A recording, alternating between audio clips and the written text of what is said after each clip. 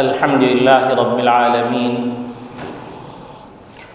والصلاة والسلام على أشرف الأنبياء والمرسلين وخاتم النبيين وقائد الغر المحجلين الوفد المتقبلين محمد وعلى آله وصحبه ومن تبعهم بإحسان ودعا بدعوتهم إلى يوم الدين.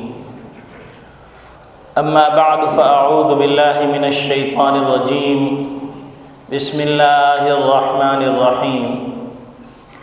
قال الله تبارك وتعالى: فالذين آمنوا به وعزروه ونصروه واتبعوا النور الذي أنزل معه أولئك هم المفلحون.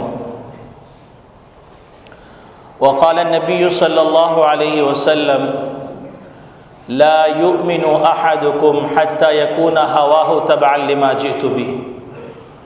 وقال النبي صلى الله عليه وسلم: لا يؤمن أحدكم حتى يكون الله ورسوله أحب إليه مما سواهما. وقال النبي صلى الله عليه وسلم: من أحبني فقد أطاعني ومن أطاعني فقد كان معي في الجنة، أو كما قال عليه الصلاة والسلام.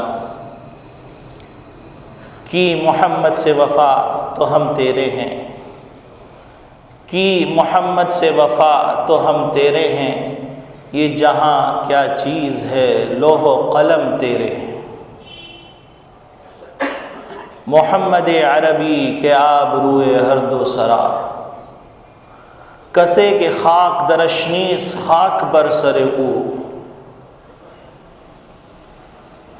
رہ گئی رسم ازاں روح بلالی نہ رہی، رہ گئی رسم ازاں روح بلالی نہ رہی، فلسفہ رہ گیا تلقین غزالی نہ رہی. میرے محترم بزرگوں، عزیز دوستوں، دینی اسلامی بھائیوں، اللہ رب العالمین کی نعمتیں بے شمار ہیں.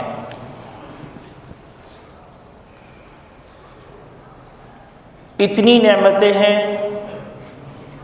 نعمتیں ہیں کہ ان کو اگر شمار کرنے کی کوشش کی جائے تو یہ ناممکنات میں سے بلکہ محالات میں سے ہے. اگر کوئی آدمی یہ سوچے کہ موسلا دھار بارش ہو رہی ہو اور اس بارش میں گرنے والوں قطروں کا شمار کیا جائے تو یہ ناممکنات میں سے ہے.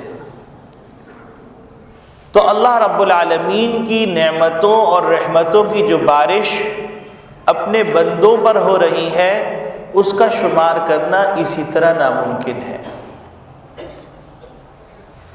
یہی وجہ ہے کہ اللہ رب العالمین نے ارشاد فرمایا: وَإِن تَعُدُّوا نِعْمَةَ اللَّهِ لَا تُحْصُوهَا، کہ اگر تم اللہ کی نعمتوں کو گننے اور شمار کرنے بیٹھو گے یہ تمہارے بس میں نہیں.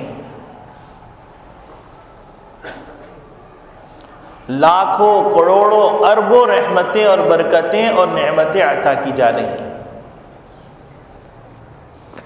کیا انسان کے وجود کے اندر، کیا انسان کے وجود کے باہر، کیا انسان کے گھر کے اندر، کیا انسان کے گھر سے باہر، کیا محلے کے اندر اور کیا مسجد کے اندر، اور کیا شہر کے اندر اور کیا ملک کے اندر، بے شمار نعمتیں ہیں.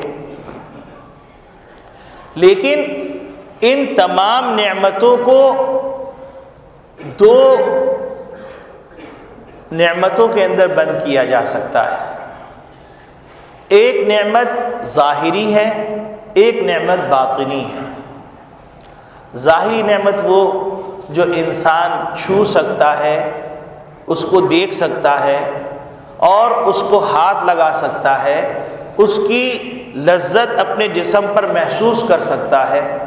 اور ایک نعمت وہ ہے جس کو انسان نہ چھو سکتا ہے نہ اس کو ہاتھ لگا سکتا ہے، نہ اس کو جسم پر محسوس کر سکتا ہے۔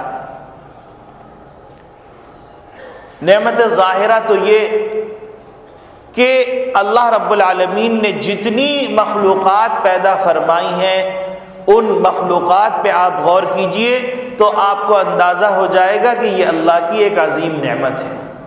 مثلا آپ سورج کو لے لیجئے، سورج ایک ایسی نعمت ہے کہ اس سے دن میں روشنی ملتی ہے، انسان اپنے کام کاج سہولت سے کر سکتا ہے، جتنے بڑے بلب لگا لیجئے لیکن سورج کی روشنی جب آ جائے تو وہ بلب ماند پڑ جاتے ہیں، ان کی روشنی ماند پڑ جاتی ہے۔ اس سورج کی شعاؤں سے غلے پک رہے ہیں، انسان کو مختلف قسم کی انرجیز مل رہی ہیں، اور اس سورج کے فوائد وقت کے ساتھ ساتھ کھلتے چلے جا رہے ہیں کہ صرف ایک سورج کے اندر اللہ کی بے شمار نعمتیں پوشیدہ ہیں، صرف ایک سورج کے اندر۔ مختلف وٹامنز کی کمی ہو جاتی ہے تو ڈاکٹر مشورہ دیتے ہیں کہ جناب آپ دھوپ میں جا کے بیٹھیے تو آپ کے وہ وٹامنز پورے ہو جائیں گے۔ یہ ایک نئی تحقیق بھی آ گئی۔ اسی طریقے سے سولر سسٹم آیا ہے، اس سے کتنی چیزیں چل رہی ہیں، کتنے فوائد حاصل ہو رہے ہیں۔ یہ سورج اللہ کی ایک نعمت ہے، اس کے بدلے میں، اس کے صدقے میں فصلیں پک رہی ہیں۔ جہاں سورج نہیں نکلتے وہاں خاص قسم کے غلے نہیں ہوتے، خاص قسم کے پھل نہیں ہوتے، اور جہاں سورج ہے، چاند ہے اور سارے موسم ہیں وہاں خاص قسم کے پھل ہوتے ہیں۔ یہ ایک سورج کا کرشمہ اور اللہ کی ایک نعمت ہے۔ پھر زمین اللہ کی ایک نعمت ہے۔ اس زمین کی مختلف قسمیں، اس میں پوشیدہ دھاتیں، اس میں پوشیدہ معدنیات، اس میں پوشیدہ گیسز، اس میں پوشیدہ اللہ کی مختلف قسم کی نعمتیں جو وقت کے ساتھ ساتھ کھلتی چلی جا رہی ہیں، جو 50 سال پہلے لوگ نہیں جانتے تھے اب ان کو جان رہے ہیں، وہ نعمتیں اسی میں سے نکل رہی۔ اللہ نے زمین کو ایسا صندوق بنا دیا کہ آدم علیہ السلام سے لے کے قیامت تک سارے انسانوں کے کپڑے اسی سے نکل رہے ہیں، یہ ایک مستقل نعمت ہے۔ غذائیں اسی سے نکل رہی ہیں، یہ ایک مستقل نعمت ہے۔ پھر غذاؤں کی قسمیں آپ لے لیجئے، غلوں کی قسمیں لے لیجئے، کہیں دال ہے، دال کی مختلف قسمیں ہیں، کہیں چاول ہے، چاول کی مختلف قسمیں ہیں، کہیں گندم ہے، گندم کی مختلف قسمیں ہیں، پھر اسی طریقے سے باجرہ ہے، مکئی ہے، اور مختلف قسم انواع اقسام کی ایک زمین سے نکلے چلے آ رہے ہیں۔ یہ ایک زمین کی نعمت سے ہو رہا ہے۔ پھر اس زمین کے اندر اللہ رب العالمین نے پٹرول رکھا، اس پٹرول سے جو چیزیں وجود میں آئیں آج دنیا اس کو دیکھ کے دنگ رہ جاتی ہے کہ اس سے پہلے اس کا تصور نہیں تھا۔ پلاسٹک کی مولڈنگ کر کے ایسی چیزیں ایجاد ہو رہی ہیں، اور صرف یہی نہیں کہ پلاسٹک کے برتن، پلاسٹک کی کرسیاں، پلاسٹک کی چیزیں، بلکہ پلاسٹک کا ڈیش بورڈ، پلاسٹک کی تمام چیزیں وجود میں آ رہی ہیں، ایک اللہ کی نعمت کے صدقے۔ پھر اس پٹرول سے مختلف قسم کی چیزیں نکل رہی ہیں، پٹرول سے ڈیزل بھی نکل رہا ہے، پٹرول سے پٹرول کی 3-4 قسمیں نکل رہی ہیں، پٹرول سے آپ یوں سمجھئے گریس نکل رہا ہے، پٹرول سے تل چھٹ کی چیزوں سے کیا کیا چیزیں بن رہی ہیں، حتیٰ کہ پولی پاپلین اسی سے وجود میں آ رہا ہے، ایکریلک اسی سے وجود میں آ رہا ہے، بلینکٹ اسی سے بن رہے ہیں۔ یہ ایک پٹرول کی نعمت کا صدقہ ہے، اس کا کرشمہ ہے۔ پھر پٹرول جہاں پر ہے وہاں مختلف قسم کی گیسز نکل رہی ہیں، پھر اس کے اطراف کے اندر مختلف قسم کے ایسے معدنیات پوشیدہ ہیں جن معدنیات سے انسانی ضرورت کی عجیب غریب چیزیں وجود میں آ رہی ہیں۔ یہ تو اللہ کی نعمتیں پوشیدہ ہیں، تحقیقات سے اس کے اوپر سے پردے اٹھ رہے ہیں، اور پھر ان کی آپس میں تشکیل کر کے جو چیزیں وجود میں آ رہی ہیں، مثلا دال ہے اب دال کو اس انداز سے پکا لیجئے تو یہ بن جائے گا، دال کو اس انداز سے پکا لیجئے یہ بن جائے گا، دال کو 4-5 دالیں ملا کے پکا لیجئے یہ ذائقہ بن جائے گا، دال میں فلاں چیز ملا دیجئے یہ ذائقہ بن جائے گا، سبزیاں ہیں سبزیوں کو اس انداز سے پکا لیجئے تو اس کا یہ ذائقہ ہو جائے گا، چائنیز طرز سے پکا لیجئے یہ ذائقہ ہو جائے گا، کورین طرز سے پکا لیجئے یہ ذائقہ ہو جائے گا، پاکستانی طرز سے پکا لیجئے یہ ذائقہ ہو جائے گا، ہندوستانی طرز سے پکا لیجئے یہ ذائقہ ہو جائے گا، ترکی کے طرز سے پکا لیجئے یہ ذائقہ ہو جائے گا، ایران کے طرز سے پکا لیجئے یہ ذائقہ ہو جائے گا، یورپ کے طرز سے پکا لیجئے یہ ذائقہ ہو جائے گا، عربی طرز سے پکا لیجئے یہ ذائقہ ہو جائے گا۔ یہ ترکیبیں ساری یہ اللہ کی نعمتیں، وَإِن تَعُدُّوا نِعْمَةَ اللَّهِ لَا تُحْصُوهَا، یہ اللہ کی نعمتیں عجیب غریب نعمتیں۔ پھر ایک کپاس، اس کپاس سے اتنی چیزیں وجود میں آ رہی ہیں کہ انسان حیران ہے۔ آپ دیکھیے پوری پوری مارکیٹیں ایک کپاس کے اوپر چل رہی ہیں، روئی ہے، یان ہے، کپڑوں کی قسمیں ہیں، پورا کپڑا مارکیٹ تہلکہ مچائی ہوئی ہے یہ اسی ایک کپاس کے دانے سے۔ غلہ مارکیٹ میں تہلکہ مچا اس کپاس کے دانے سے، پلاسٹک مارکیٹ میں تہلکہ مچا ہوا ہے یہ ایک زمین کے ایک ذرے سے نکلنے والی چیز، سونے کی مارکیٹ میں تہلکہ مچا ہوا ہے یہ زمین کی دھات ہے، چاندی کی مارکیٹ میں تہلکہ مچا ہوا ہے زمین کی دھات ہے، معدن ہے، پٹرول کی مارکیٹ میں تہلکہ مچا ہوا ہے، شکر کی مارکیٹ میں تہلکہ مچا ہوا ہے، یہ ساری اللہ کی نعمتیں۔ یہ اب آپ ان نعمتوں پر استحضار کیجئے اور پھر اس آیت پہ غور کیجئے، وَإِن تَعُدُّوا نِعْمَةَ اللَّهِ لَا تُحْصُوهَا، تو آپ ہکا بکا رہ جائیں گے۔ پھر لوہے نے جو کرشمہ مچایا ہے، پیتل میں جو کرشمہ مچایا ہے، تانبے نے جو کرشمہ مچایا ہے، آپ ان کرشمات کو دیکھیے تو ہکا بکا رہ جاتے ہیں کہ فضا میں لوہے کو اڑا دیا گیا، فضا کے اندر ایک چیز دور مار کرتی ہوئی پہنچتی ہے، ہدف پہ پہنچ کے ٹارگٹ کرتی ہے، وہاں سے اپنے ہدف کو پورا کر کے اس کا میسج ملتا ہے باقاعدہ۔ پھر اللہ رب العالمین نے فضا میں جو لہریں، برقی لہریں چلائی ہوئی ہیں، اس کے اوپر پورا موبائل سسٹم چل رہا ہے، اس میں پورا رڈار سسٹم چل رہا ہے، اس میں پورا سیٹلائٹ سسٹم چل رہا ہے۔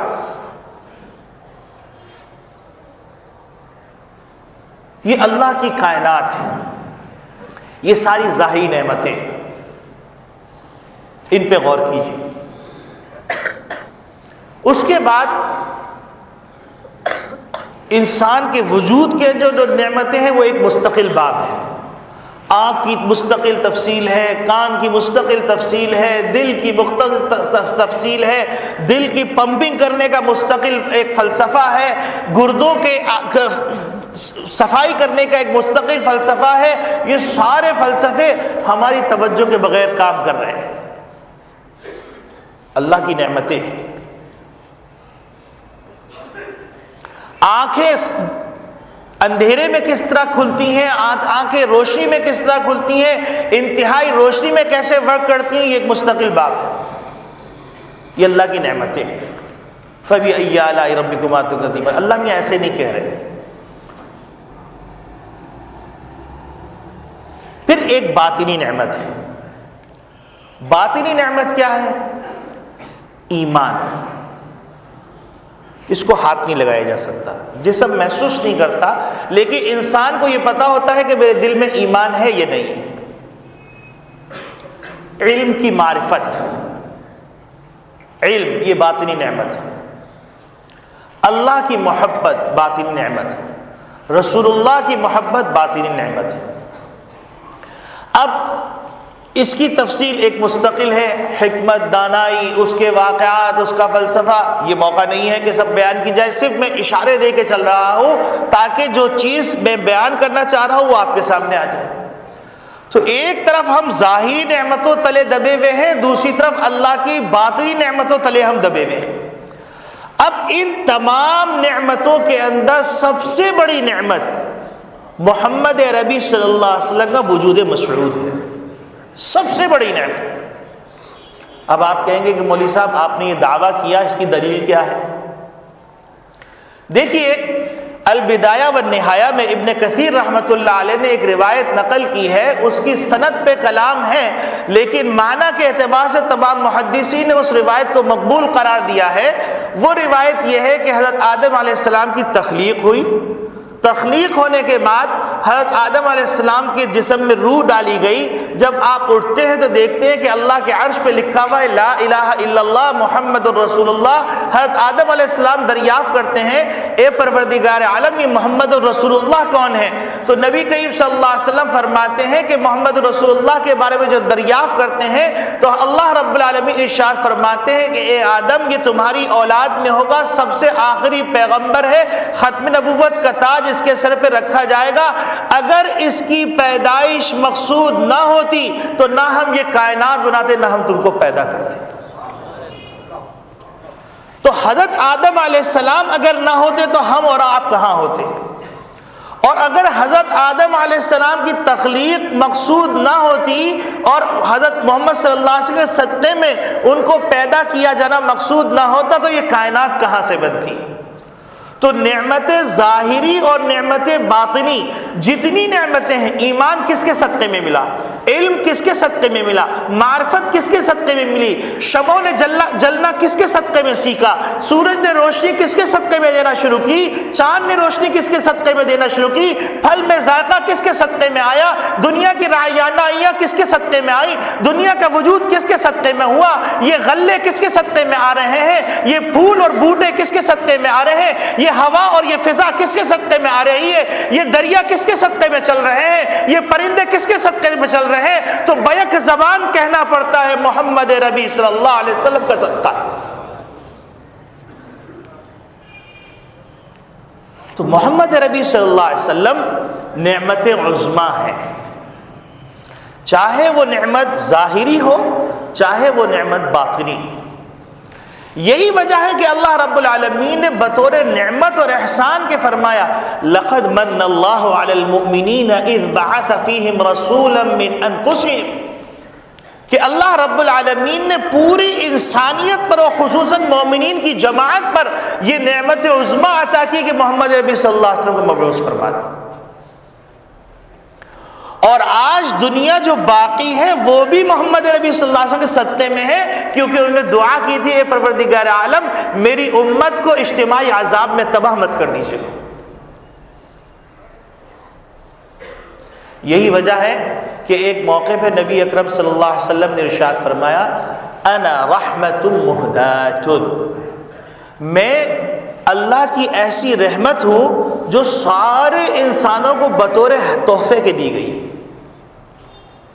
یہی وجہ ہے کہ اللہ رب العالمین نے خود ارشاد فرما دیا وما ارسلناک الا رحمت للعالمین، کہ ہم نے تم کو سارے جہانوں کے لیے رحمت بنا کے بھیجا۔ کیا عالم انسان، کیا عالم حیوانات، کیا عالم جنات، کیا عالم نباتات، کیا عالم جمادات، سب کے سب محمد ربی صلی اللہ علیہ وسلم کا صدقہ ہے اور سب کے لیے رحمت بنا کے بھیجے گئے۔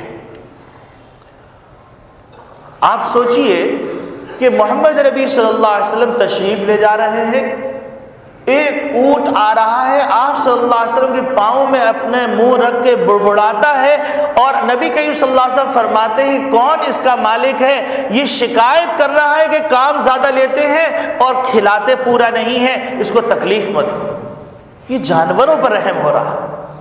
نبی کریم صلی اللہ علیہ وسلم خطبہ دینے کے لیے منبر رسول پہ تشریف فرما ہے اور ایک پرندہ آتا ہے اور پرندہ آنے کے بعد آپ کی گود میں پھڑپھڑانے لگتا ہے۔ آپ صلی اللہ علیہ وسلم اپنے دست مبارک پہ اس کو ہاتھ میں لیتے ہیں اور فرماتے ہیں کون ہے جس نے اس چڑیا کو تکلیف دی ہے اور اس کے بچوں کو اس سے لے لیا ہے؟ ایک صاحب کھڑے ہوتے ہیں اللہ کے رسول میں نے اس کے چوزوں کو لے لیا ہے۔ آپ صلی اللہ علیہ وسلم فرماتے جاؤ اس کو واپس کر دو۔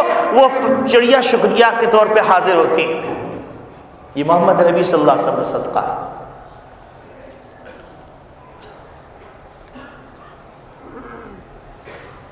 محمد نبی صلی اللہ علیہ وسلم ارشاد فرماتے ہیں انا سید ولد آدم، کہ آدم علیہ السلام کی اولاد کے اندر جتنے لوگ ہیں ان سب کا سردار میں ہوں۔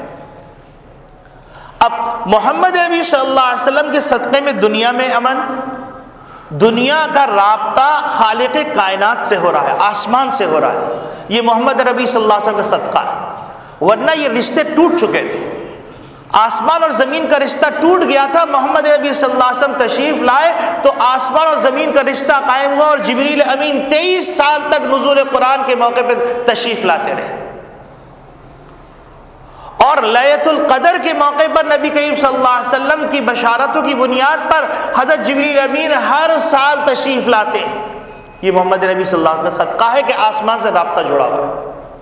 محمد نبی صلی اللہ علیہ وسلم نے ہم کو سکھلا دیا کہ اپنے پروردگار سے اگر رابطہ کرنا ہے، وَإِذَا سَأَلَكَ عِبَادِي عَنِّي فَإِنِّي قَرِيب، کہ جب تم مجھ سے مانگو گے تو مجھے اپنے قریب پاؤ گے۔ یہ محمد نبی صلی اللہ علیہ وسلم کا صدقہ ہے کہ آسمان سے رابطہ جوڑ دیا گیا، خالق کائنات سے مخلوق کا رابطہ جوڑ دیا گیا۔ اور پھر حشر کے میدان کے اندر قبر میں بھی اگر امن ملے گا تو محمد نبی صلی اللہ علیہ وسلم کے صدقے میں ملے گا۔ محمد نبی صلی اللہ علیہ وسلم نے ہم کو بتلا دیا کہ جب تم سے کوئی سوال کرے گا منکر نکیر میں سے، من ربک، تم کہہ دینا اللہ، اور تم سے کوئی سوال کرے گا منکر نکیر ما دینکم، تم کہہ دینا الاسلام،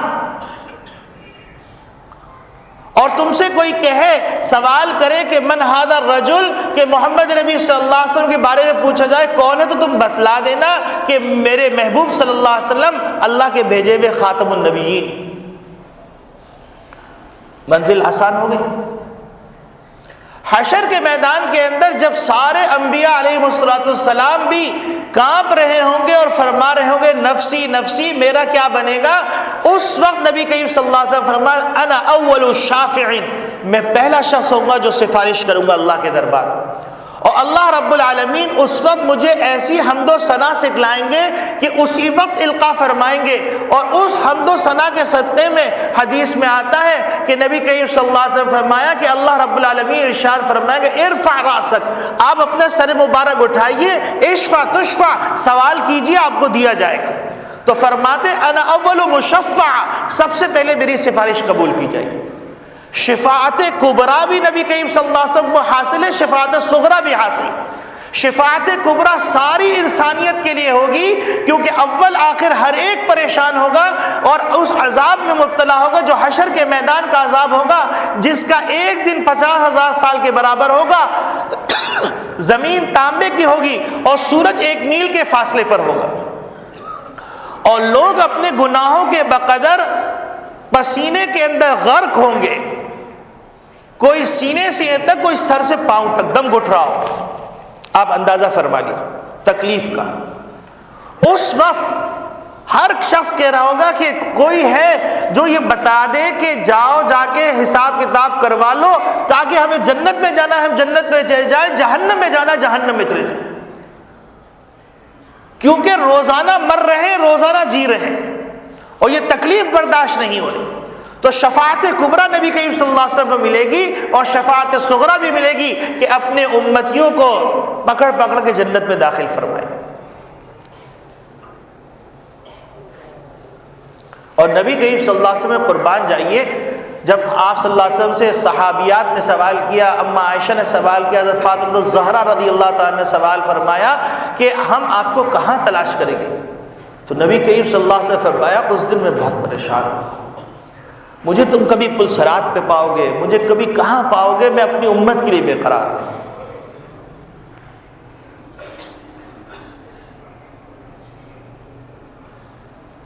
نبی اکرم صلی اللہ علیہ وسلم ارشاد فرماتے ہیں کہ اللہ رب العالمین نے لواء الحمد مجھے عطا فرما دیا، وآدم ومن بعدہ تحت لوائی، آدم علیہ السلام اور قیامت تک آنے والے جو اولاد آدم ہیں وہ سب کے سب میرے جھنڈے کے نیچے ہو۔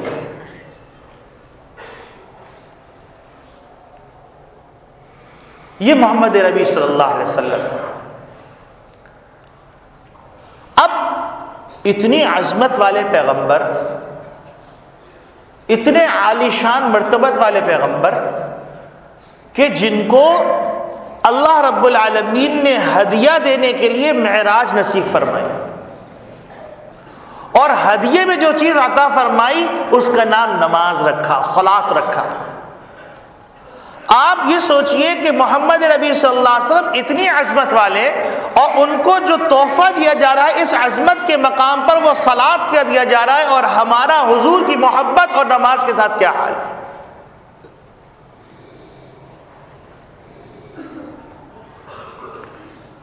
میں نے آپ کے سامنے جو آیت تلاوت کی، اس میں نبی کریم صلی اللہ علیہ وسلم کے 3 حقوق بیان کیے گئے ہیں۔ ربیع الاول کی مناسبت سے ہم یہ نیت کریں کہ ہم انشاءاللہ ان 3 حقوق کو ادا کرنے کی کوشش کرتے رہیں گے۔ 3 حقوق جو بیان کیے گئے ہیں وہ حقوق بیان کیے گئے ہیں، ایک محبت، دوسری عظمت، اور تیسری اتباع۔ اور اس کے صدقے کے اندر اللہ رب العالمین ایمان کی دولت عطا فرماتے ہیں، اور جس کے اندر حضور کی محبت آ گئی، حضور کی عظمت آ گئی، حضور کی اتباع آ گئی، اس کا ایمان ترقی کر جائے گا۔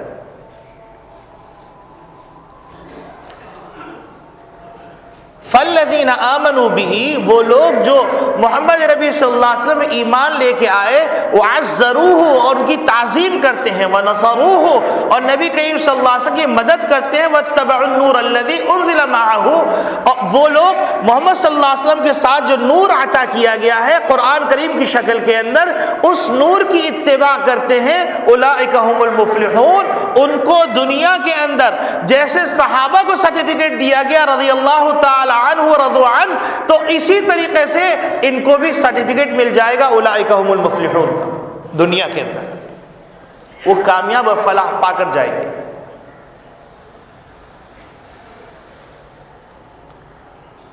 اور صحابہ کرام رضوان اللہ اجمعین کے دل میں محمد نبی صلی اللہ علیہ وسلم کی محبت اپنی انتہا کو پہنچی ہوئی تھی۔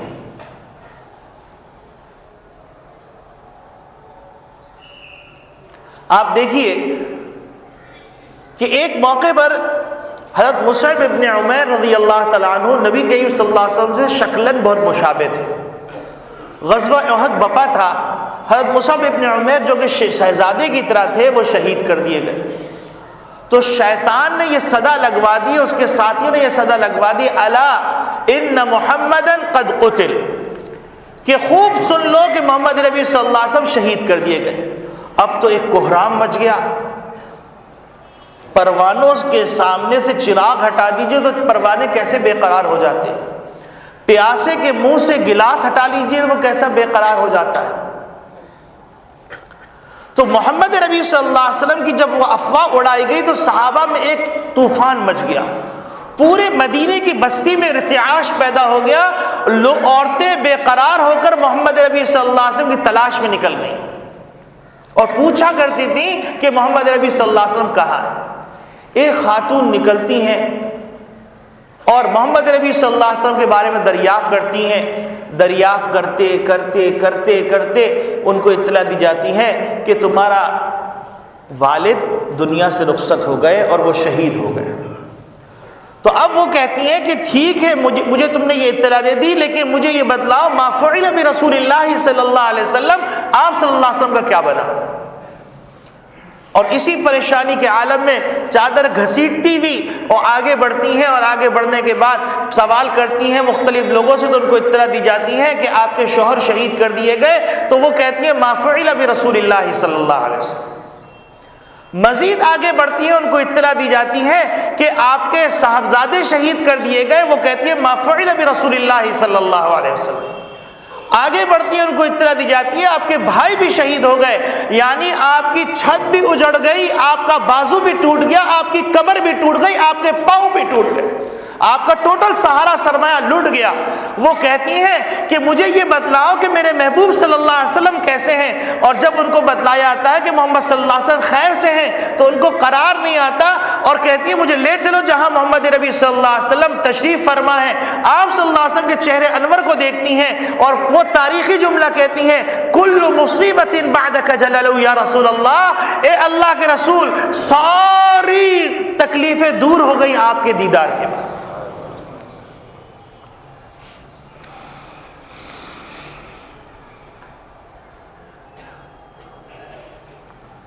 اور انسان جب کسی سے محبت کرتا ہے تو اس کی ہر چیز سے محبت کرتا ہے. یہی وجہ ہے کہ لیلا سے جب مجنوں کو محبت ہو گئی تھی تو وہ اس کی ہر چیز سے محبت کرتا تھا. اور محبت میں اتنا آگے بڑھا، ایک موقع پر کھنڈرات سے گزر رہا تھا. لیلا جس کھنڈرات میں رہا کرتی تھی، کبھی اس دیوار کو بوسہ دے رہا ہے، کبھی اس دیوار کو بوسہ دے رہا ہے. لوگوں نے کہا کہ پاگل ہو گیا ہے، تجھے کیا ہو گیا، یہ کیا بوسہ دے رہا ہے، دیواروں کو کیوں چوم رہا ہے؟ تو اس نے وہ تاریخی جملہ کہا، وَلَقَدْ أَمُرُّ عَلَى الدِّيَارِ دِيَارِ لَيْلَا أُقَبِّلُ ذَا الْجِدَارَ وَذَا الْجِدَارَ وَمَا حُبُّ الدِّيَارِ شَغَفْنَ قَلْبِي وَلَكِنْ حُبُّ مَنْ سَكَنَ الدِّيَارَ. ارے پگلو، میں در و دیوار کو جو بوسہ دے رہا ہوں یہ لیلا کی محبت میں دے رہا ہوں. مجھے در و دیوار سے محبت نہیں، اس میں بسنے والے سے محبت. تو محمد نبی صلی اللہ علیہ وسلم کی محبت کیا لیلا کی محبت سے بھی گئی گزری ہو گئی کہ حضور کی ادائیں ہم کو پسند نہیں، حضور کا لباس ہم کو پسند نہیں، حضور کی نماز ہم کو پسند نہیں، حضور کا طریقے معیشت پسند نہیں، حضور کا طریقے معاشرت پسند نہیں، حضور کے طریقے اخلاق ہم کو پسند نہیں؟ ہمیں کیا ہو گیا؟ ہم پوچھیں اپنے آپ سے. یہ ربیع الاول کا مہینہ ہم سے سوال کر رہا ہے. اے غلامان مصطفیٰ، اے عاشقان رسول، تمہیں کیا ہو گیا؟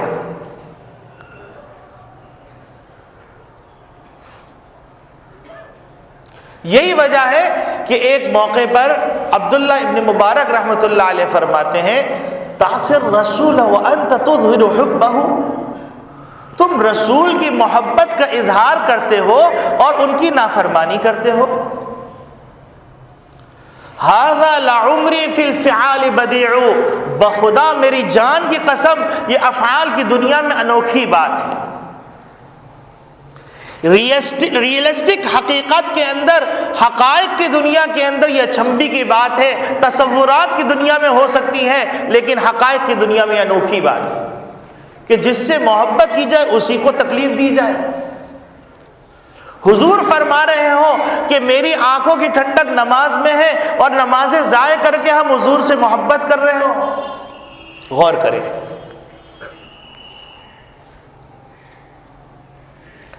اور حضرت عبداللہ ابن مبارک رحمۃ اللہ علیہ فرماتے ہیں، لو کان حبک صادقا لاطعتہ، اگر تم محبوب صلی اللہ علیہ وسلم کی محبت میں سچے ہو تو ان کی اطاعت کرو.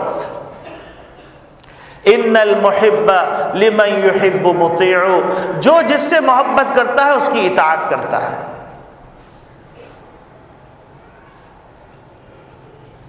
اب آپ دیکھیے محمد نبی صلی اللہ علیہ وسلم کی محبت کی انتہا کا عالم کیا تھا کہ حضرت بلال رضی اللہ تعالی عنہ تشریف لے گئے، اور تشریف لے جانے کے بعد چونکہ محمد صلی اللہ علیہ وسلم وصال فرما گئے تھے اور محمد صلی اللہ علیہ وسلم کی خدمت میں رہا کرتے تھے، اذان دیا کرتے تھے، اور پھر جب محمد صلی اللہ علیہ وسلم وصال فرما گئے تو اب ان کو قرار نہیں آتا تھا، تو انہوں نے کہا کہ اب میں شام جاؤں گا، وہاں جہاد کروں گا اور ساری زندگی جہاد میں گزار دوں گا. ایک موقع پہ سو رہے تھے تو نبی کریم صلی اللہ علیہ وسلم کی زیارت ہوئی. آپ صلی اللہ علیہ وسلم نے فرمایا، اے بلال یہ کیسی جفا ہے، تم ہم سے ملنے بھی نہیں آتے. بے قرار ہو گئے. رخت سفر باندھا اور رخت سفر باندھ کے مدینہ طیبہ تشریف لے آئے. مدینہ طیبہ تشریف لائے تو حضرات حسنین، حضرت امام حسین رضی اللہ تعالیٰ، حضرت امام حسین رضی اللہ تعالیٰ ان سے ملاقات کی، ان کو چپٹایا، پیار کیا. تو انہوں نے کہا کیا آپ ہمارے نانا جان کے زمانے کی اذان نہیں دیں گے؟ ان سے انکار نہیں ہو سکا. پہلے لوگوں نے اصرار کیا تھا لیکن نہیں مانے کہ ہمت نہیں ہوتی. لیکن جب حضور کے نواسوں نے سوال کر لیا تو اب انکار کی گنجائش نہیں رہی. اذان دینے کے لیے تیار ہوئے، فجر کی اذان دینا شروع کی. اذان دینا شروع کی. روایات میں آتا ہے مدینے کے اندر ارتعاش پیدا ہو گیا. عورتیں اپنی چادروں سے لپیٹ کے اپنے آپ کو گھروں سے ایسے نکل رہی تھی جیسے کہ کوئی بے قراری کے عالم میں کسی کا لخت جگر چھوٹ گیا ہو، اور سب لوگ کہتے تھے کہ حضور کا زمانہ شروع ہو گیا. وہ سارے منظر سامنے آ گئے. حضرت بلال حبشی رضی اللہ تعالی عنہ اشہد ان محمد رسول اللہ پہ پہنچے، ایک چیخ ماری اور بے ہوش ہو کے گر گئے کہ جب میں اذان دیا کرتا تھا تو چہرے انور پہ نگاہ ہوتی تھی، آج چہرے انور سامنے نہیں ہے تو ان سے برداشت نہیں ہوا، بے ہوش ہو کے گر گئے. اور پورے مدینہ چیخ چیخ مار مار کے رو رہا تھا. تو جبھی تو شاعر نے بے چینی سے کہا تھا رہ گئی رسم اذاں روح بلالی نہ رہی، رہ گئی رسم اذاں روح بلالی نہ رہی. وہ بلال حبشی رضی اللہ تعالیٰ عنہ کی وہ صدا جو قلوب کو گرما دیتی تھی، جو انسانی دماغ کو ایک جذبات پیدا کر دیتی، جو ایک جذبہ ایمانی پیدا کر دیتی تھی، جو ولولہ پیدا کر دیتی تھی، جو نئی امنگ پیدا کر دیتی تھی، جو شہادت کا جذبہ پیدا کر دیتی تھی، جو محمد نبی صلی اللہ علیہ وسلم کی غلامی میں مر مٹنے کا جذبہ پیدا کرتی تھی، جو مغربی کلچر سے نفرت پیدا کر دیتی تھی، جو عیاشی اور بدماشی سے توبہ کرنے کی توفیق دے دیتی، وہ اذان ختم ہو گئی. رہ گئی رسم اذاں روح بلالی نہ رہی، فلسفہ رہ گیا تلقین غزالی نہ رہی. تو محمد رسول صلی اللہ علیہ وسلم یہ کوئی معمولی بات نہیں. آپ سوچئے کہ محمد نبی صلی اللہ علیہ وسلم کی محبت کی انتہا کا عالم کیا. حضرت احمد کبیر رفاعی رحمۃ اللہ علیہ ایک موقع پر نبی کریم صلی اللہ علیہ وسلم کے روضہ اقدس پہ تشریف لائے. روضہ اقدس پہ تشریف لانے کے بعد آپ صلی اللہ علیہ وسلم کی خدمت میں سلام پیش کیا اور سلام میں کہا الصلاۃ والسلام علیک یا جدی، اے میرے نانا جان آپ کی خدمت میں سلام پیش کرتا ہوں. جواب آیا وعلیکم السلام یا ولدی، اے میرے بیٹے تم پر بھی سلامتی ہو. ان پہ وجد طاری ہو گیا اور وجد کے عالم میں انہیں وہ کلمات کے ہیں فی حالت البعد روحی کنت ارسلها، میں جب دور ہوا کرتا تھا اپنی روح کو قدم بوسی کے لیے بھیجا کرتا تھا. تو قبل الارض عنی وہی نائبتی، وہ میری طرف سے نیابت کرتے ہوئے آپ کی زمین کو بوسا دیا کرتے تھی. فہذہ دورۃ الاجسام قد حضرت، آج میری جسم کی باری ہے. فامدد یمینک، آپ اپنے دست مبارک عطا کیجئے. کئی تحظی بها شفتی، تاکہ میں اس کو بوسا دوں. لوگوں نے دیکھا کہ سورج اور چاند سے دار روشن روضہ اقدس سے ایک ہاتھ نکلا. حضرت احمد کبیر رفاعی نے اس کو بوسا دیا اور وہی غشی کھا کے گر گئے. یہ عشق رسول تھا. ملا جامی رحمت اللہ علیہ گھر سے چلتے نبی کریم صلی اللہ علیہ وسلم کی خدمت میں حاضری کے لیے. گھر سے چلتے ہیں، بادشاہ وقت کے خواب میں نبی کریم صلی اللہ علیہ وسلم کی زیارت ہوتی ہے اور فرماتے ہیں کہ فلاں شخص آ رہا ہے، اس راستے سے اس کو روکو. ملا جامی رحمت اللہ علیہ کو روک دیا جاتا ہے، لیکن ان کے دل میں حضور کی محبت اتنی کہ بے قراری، بے اطمینانی، بے سکونی. اب وہ پھر چھپ کے نکلنا شروع کرتے ہیں. دوسری رات پھر خواب میں یہی پیغام ملتا ہے. تیسری رات جیل میں بند کر دیے جاتے ہیں. تو نبی کریم صلی اللہ علیہ وسلم خواب میں زیارت فرماتے ہیں اور کہتے ہیں کہ یہ کوئی گستاخ رسول نہیں، عاشق رسول ہے. وہ ایسا قصیدہ لکھ کے آ رہا ہے کہ میرے روزے میں پڑے گا تو میرے دست مبارک نکالوں گا اس کو سلام کرنے کے لیے، لوگ فتنے میں مبتلا ہو جائیں، اس لیے روک رہا ہوں. تو کس عشق کے اندر ڈوب کر انہیں وہ قصیدہ لکھا ہوگا اور وہ درود و سلام پیش کرنے حاضر ہو رہے ہوں گے.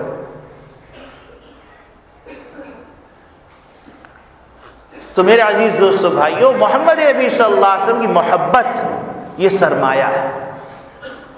کی محمد سے وفا تو ہم تیرے، یہ جہاں ہے کیا لوح و قلم تیرے ہیں، تقدیر تیری مرضی سے لکھی جائے گی. آپ سوچئے نا کہ حضرت عمر خطاب رضی اللہ تعالیٰ عنہ دریائے نیل کو لکھ رہے ہیں اور وہ دریا چلنا شروع ہو جاتا ہے، لوح و قلم تیرے.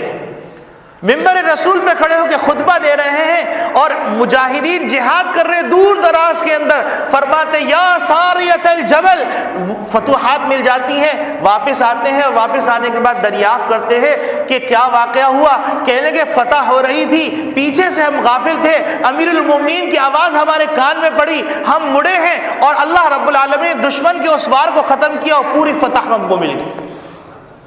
لوح و قلم تیرے. حضرت عمر خطاب رضی اللہ تعالیٰ عنہ تشریف لے جا رہے ہیں اور دعا کر رہے ہیں، اور دعا کرنے کے بعد جب بارش ہوتی ہے تو لوگ کہتے ہیں کہ اس دفعہ بارش میں عجیب غریب منظر دیکھا کہ دور دراز سے بادل چلے آ رہے ہیں، ان کی گڑگڑاہٹ کی آواز سے آواز آ رہی ہے، اتاک الغوث یا ابا حفص، اتاک الغوث یا ابا حفص، اے ابو حفص اللہ کی مدد آ گئی۔ وہ ہاتھ اٹھاتے تو بات ہو جاتی۔ اور نبی اکرم صلی اللہ علیہ وسلم ارشاد فرماتے ہیں من احبنی فقط اطاعنی، جو مجھ سے محبت کرے گا وہی میری اطاعت کرے گا، ومن اطاعنی کان فی الجنہ معی فی الجنہ، جو میری اطاعت کرے گا وہی میرے ساتھ جنت میں ہوگا۔ تو میرے عزیز دوستو بھائیو، محمد ربی صلی اللہ علیہ وسلم کے حقوق میں عظمت ہے، آپ صلی اللہ علیہ وسلم کی عظمت دل میں ہو، محمد صلی اللہ علیہ وسلم کی محبت اور محمد صلی اللہ علیہ وسلم کی اتباع، یہی خلاصہ ہے زندگی کا۔ اگر ربیع الاول کا یہ پیغام ہم کو مل گیا اور ہم نے یہ 3 حقوق کو پہچاننے کی جستجو شروع کر دی اور ہمارے اندر وہ کیفیت پیدا ہو گئی کہ نبی کریم صلی اللہ علیہ وسلم خطاب فرما رہے ہیں، 2 رویا لوگ کھڑے ہوئے تقریر سن رہے ہیں، نبی کریم صلی اللہ علیہ وسلم فرماتے ہیں کہ بیٹھ جاؤ، عبداللہ ابن مسعود رضی اللہ عنہ گھر سے تشریف لا رہے ہیں، راستے میں آواز کان میں پڑتی ہے، وہیں بیٹھ جاتے ہیں، تو عبداللہ ابن مسعود رضی اللہ تعالیٰ عنہ سے خطبے سے فارغ ہو کے فرماتے ہیں کہ اے عبداللہ ہم نے تم کو نہیں کہا تھا، تم راستے میں بیٹھ گئے۔ تو عبداللہ ابن مسعود رضی اللہ تعالیٰ فرماتے ہیں کہ اے اللہ کے رسول، ابن مسعود کے کان میں آواز پڑے، اس کی کیا مجال کہ وہ ایک قدم محمد ربی کی آواز سننے کے بعد آگے بڑھ سکے۔ تو اگر ہم نے یہ عزم کر لیا اور سارے پاکستانیوں نے عزم کر لیا کہ عشق رسول کا جو خلاصہ ہے عظمت، محبت اور اتباع، اور اتباع کے لیے حضور کے طریقے سیکھنے پڑیں گے کہ کیسے تجارت کرنی ہے، کیسے زراعت کرنی ہے، کیسے جو ہے زکوٰۃ ادا کرنی ہے، کیسے نماز پڑھنی ہے، کیسے روزے رکھنے ہیں، کیسے حقوق العباد ادا کرنا ہے، کیسے بیوی کے حقوق ادا کرنے ہیں، کیسے بچوں کے حقوق ادا کرنے ہیں، کیسے ماں باپ کے حقوق ادا کرنے ہیں، کیسے مسجد کے حقوق ادا کرنے ہیں، کیسے قرآن کے حقوق ادا کرنے ہیں، کیسے مدارس کے حقوق ادا کرنے ہیں، کیسے علماء کے حقوق ادا کرنے ہیں، کیسے ہماری روزمرہ زندگی گزرنی ہے، یہ ساری چیزیں سیکھنی پڑیں گی۔ اور محبت کے بارے میں جیسے عبداللہ ابن مبارک رحمۃ اللہ علیہ نے فرمایا کہ تعصر رسول وانت تظہر حبہ، کہ رسول اکرم صلی اللہ علیہ وسلم کی محبت کا اظہار کرتے ہو اور ان کی نافرمانی کر رہے ہو، یہ حقائق کی دنیا میں عجیب بات ہے۔ تو میرے عزیز دوستو بھائیو، یہ خلاصہ ہے۔ اللہ رب العالمین کہنے والے کو، ان کے گھر والوں کو سب سے پہلے عمل کی توفیق عطا فرمائے، سننے والوں کو بھی عمل کی توفیق عطا فرمائے، اور ہم اس کو معیار بنا کر اپنی زندگی کے اندر غور کریں کہ کہاں ہم حضور کی محبت کے دعوے کے اندر ہم عیسائی مشینری کے طریقے پر یا ہم جو ہے اللہ کے باغیوں کے طریقے پہ تو نہیں چلے جا رہے ہیں کہ ہم آتش بازی کریں، ہم جو ہے جس طریقے سے کرسمس میں آتش بازی ہوتی ہے، جس طریقے سے ناچا جاتا ہے، جس طریقے سے مورتیوں کو پوجا جاتا ہے، یہ حضور صلی اللہ علیہ وسلم کی محبت کے اندر ہو رہا ہے یا حضور صلی اللہ علیہ وسلم کی گستاخی ہو رہی ہے، آپ صلی اللہ علیہ وسلم کی بے حرمتی ہو رہی ہے؟ ان تمام باتوں کو ٹھنڈے دل سے بیٹھ کے سوچیں۔ ہم زیادہ تفصیلات کے اندر نہیں جاتے، ہم نے آپ کو ترازو دے دیا ہے، محبت رسول، عظمت رسول اور اتباع رسول، اس پیمانے کے اندر زندگی کو تولتے چلے جائیے اور جہاں جہاں کوتاہی نظر آ رہی ہے اس کی اصلاح کرتے چلے جائیے۔ اختلاف برائے اختلاف سے کوئی فائدہ نہیں، بحث برائے بحث سے کوئی فائدہ نہیں۔ مجھے بھی جنت چاہیے، آپ کو بھی جنت چاہیے اور تمام لوگوں کو جنت چاہیے، پھر اختلاف کس بات کا؟ اور جنت کا راستہ محمد ربی صلی اللہ علیہ وسلم فرما رہے ہیں کہ من احبنی فقط اطاعنی ومن اطاعنی کان معی فی الجنہ، جو مجھ سے محبت کرے گا وہ میری اطاعت کرے گا اور جو میری اطاعت کرے گا وہ میرے ساتھ جنت میں ہوگا۔ جنت کا ایک ہی راستہ ہے، کیونکہ اللہ نے بھی کہہ دیا قل ان کنتم تحبون اللہ فاتبعونی یحببکم اللہ، تم اگر اللہ سے محبت کرنا چاہتے ہو، اپنے گناہوں کی بخشش چاہتے ہو، جنت میں داخل ہونا چاہتے ہو، پل صراط سے گزرنا چاہتے ہو، قبر کے اندر سکون چاہتے ہو، حشر کے اندر سکون چاہتے ہو، حضور کا قرب چاہتے ہو، اللہ کا عرش کا سایہ چاہتے ہو، اللہ کی رحمت کی نظر چاہتے ہو، تو یاد رکھو ایک ہی راستہ ہے، فاتبعونی، محمد ربی صلی اللہ علیہ وسلم کی غلامی کے اندر آ جاؤ تو کامیاب ہو جاؤ گے۔ اور پھر محمد نبی صلی اللہ علیہ وسلم جن سے محبت کرتے تھے ان سے محبت کرو۔ اصحابی کالنجوم بأی مقتدیتم اہتدیتم، اللہ اللہ فی اصحابی لا تتخذوهم من بعدی غرضا فمن احبهم فبحبی احبهم ومن ابغضهم فببغضی ابغضهم، جو مجھ سے محبت کرے گا وہ میرے صحابہ سے محبت کرے گا، اور جو میرے سے بغض کرے گا وہ میرے صحابہ سے بغض کرے گا۔ جو گستاخ رسول ہے وہ گستاخ صحابہ ہے، جو گستاخ صحابہ ہے وہ گستاخ رسول ہے۔ ہم اس پیمانے کو دیکھ کر اپنے پورے معاشرے کے اندر پھیل جائیں، صرف دعوے سے کچھ نہیں ہوتا، محمد نبی کی محبت بھی کرنی ہے، عمر خطاب رضی اللہ تعالیٰ سے بھی محبت کرنی ہے، ابو بکر صدیق رضی اللہ تعالیٰ عنہ سے بھی محبت کرنی ہے، عثمان غنی رضی اللہ تعالیٰ سے بھی محبت کرنی ہے، علی المرتضیٰ رضی اللہ تعالیٰ سے بھی محبت کرنی ہے، حضرات حسنین سے بھی محبت کرنی ہے، حضرت فاطمہ سے بھی محبت کرنی ہے، حضرت زینب سے بھی محبت کرنی ہے، حضرت خدیجہ سے بھی محبت کرنی ہے، اما عائشہ سے بھی محبت کرنی ہے، اس کے بغیر چارے کار نہیں۔ اللہ رب العالمین ہم کو سب کی محبت عطا فرما دے، افراد و تفرید سے باہر نکال دے، اور اپنی آخرت تباہ برباد کرنے سے بچا لے۔ یاد رکھیے 60 سال 65 سال 70 سال 80 سال جی لوگے، لیکن پھر ہمیشہ قبر کے اندر، اور پھر قبر سے حشر کے اندر، حشر سے بھی جنت اور جہنم کا فیصلہ ہونا ہے۔ نہ میری لڑائی ہے نہ تیری لڑائی ہے، ارے جنت کی لڑائی ہے، آؤ کھلا میدان ہے۔ یا اہل الکتاب تعالوا الی کلمۃ سواء بیننا وبینکم الا نعبد الا اللہ ولا نشرک به شیئا ولا يتخذ بعضنا بعضا اربابا من دون اللہ فان تولوا فقولوا اشهدوا، اگر تم بات نہیں مانتے، کھلا ہوا میدان ہے، جنت رکھی ہوئی ہے، جہنم رکھی ہوئی ہے، جنت کا یہ راستہ ہے، جہنم کا یہ راستہ ہے۔ یہ راستہ نہ دیوبندی کا ہے، نہ یہ وہابی کا ہے، یا ان اہل حدیث کا ہے، نہ شیعہ کا ہے، یہ نہ قادیانی کا ہے، ایک ہی راستہ ہے محمد نبی کی غلامی کا۔ آؤ غلامی کا توق اپنے گلے میں ڈال لو، محمد نبی صلی اللہ علیہ وسلم کے قدموں میں بیٹھ جاؤ، جنت تمہاری ہے۔ فمن شاء فلیؤمن ومن شاء فلیکفر، جو چاہے کرو، میری لڑائی نہیں، تیری لڑائی نہیں، مجھے جنت چاہیے، تجھے جنت چاہیے، راستہ ایک۔ لڑائی کس بات کی؟ بہت وسیع راستہ ہے، کوئی پھڈا نہیں، کوئی فساد نہیں۔ آؤ محمد نبی کی غلامی میں آ جاؤ، اللہ کے پرچم کے سائے تلے آ جاؤ، وہی ایک راستہ ہے۔ میرے عزیز دوستو بھائیو، ساری امت تمہاری دشمن، تمام دنیا تمہاری دشمن، تم پھر بھی محمد نبی کی غلامی میں نہیں آنا چاہتے۔ ایک ہی راستہ ہے عمل کا، اختلاف کس بات کا؟ محمد ایک، کتاب اللہ ایک، رسول اللہ ایک، دین ایک، نماز روزہ حج زکوٰۃ، فروعی اختلافات اپنے گھر میں رکھو بھائیوں۔